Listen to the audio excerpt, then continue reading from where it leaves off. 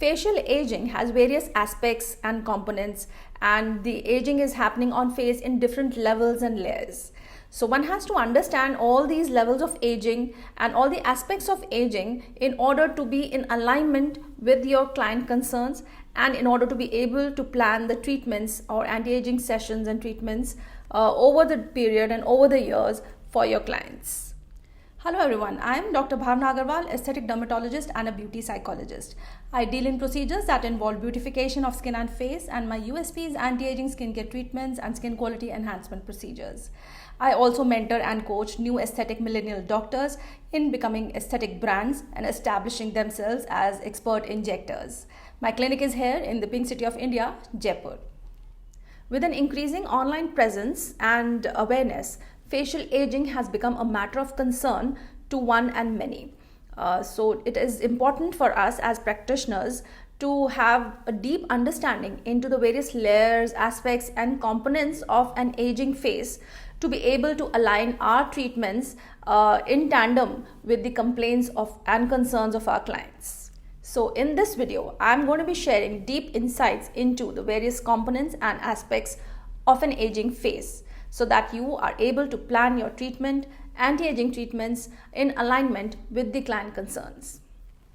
When we talk about the levels or layers of aging, it could be at the level of the bone, aging at the level of the subcutaneous tissue, aging of the SMAS, aging of the skin, and so on and so forth.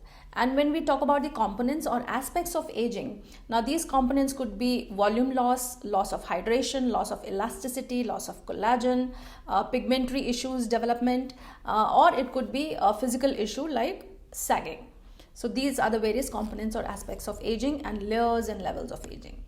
And we will be looking into each aspect and each level of aging one by one, and we'll be discussing how at every level what is the best technology to deal with that level, and how to plan and place that technology with others to give a combined appropriate effect.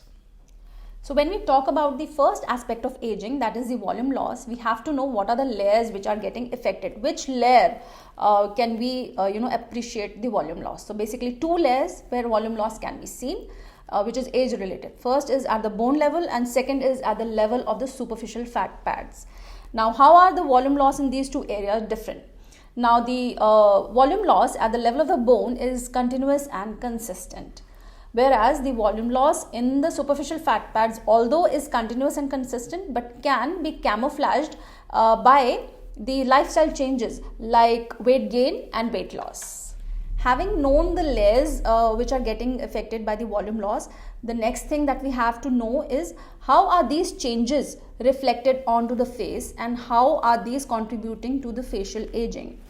Now, the changes over the face are a cumulative effect of all these underlying changes in the bone and the superficial fat pads. So, these can be reflected as the loss of frontal bossing, development of shadows over the eyebrows, hooding of the upper eyelid, hollowness under the eyes like under eye hollowness, deepening of the angle of the nasolabial fold, flattening of the ogee curve of the cheek. There could be development of mental crease, formation of jowls, recession of the jawline, so blunting of the jawline. So these are the few changes which are because of the volume loss at the level of bone as well as the superficial fat pads. So a good assessment and analysis technique can help you assess these various changes at different levels and to what degree these changes are contributing to the aging on the face. So having done that, you need to align these changes with the concerns that the client is coming to you for, and then make a plan which is suitable and will give the best possible results. Having done a meticulous facial analysis and assessing the degree of volume loss at the level of the bone and at the level of the superficial fat pad, and aligning it with the client concerns, before outlining a treatment plan, one has to know what is the tool that we have in our hand which will help us deal with these age related volume loss changes.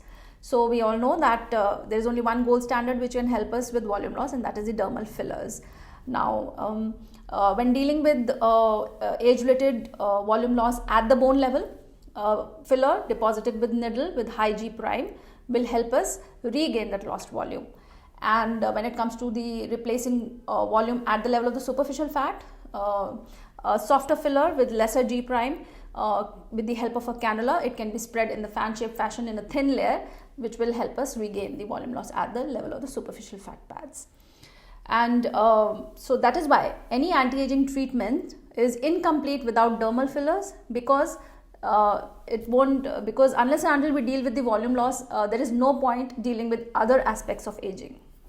Now, there are certain misconceptions that the filler will make you look overfilled, or it will make the face look heavy. Now, if the right filler is deposited at the right place with the right tool, it can actually make the face look slimmer and not overfilled. So it is just the matter of the skill of your injector. If the face is looking overfilled, that means the filler is not the right for that place, or the tool was not right, or the technique was not right. Now, there are various scenarios or various permutations and combinations that will arise when we consider the assessment, analysis, degree of changes with the lifestyle changes and aligning them with the client concerns. So if you want to know more about these volume changes and how to plan your treatments which will help replace the lost volume, do drop in a comment and I will share more on this. So hope this video has helped you have certain insights into the age related changes on the face and how to go about assessing them. And in the next video, I will be discussing yet another aspect of aging, which is the loss of collagen, which is quite popular nowadays. And till then, take care and thank you for watching. If you have any comments or any doubts or any queries, do share in the comments.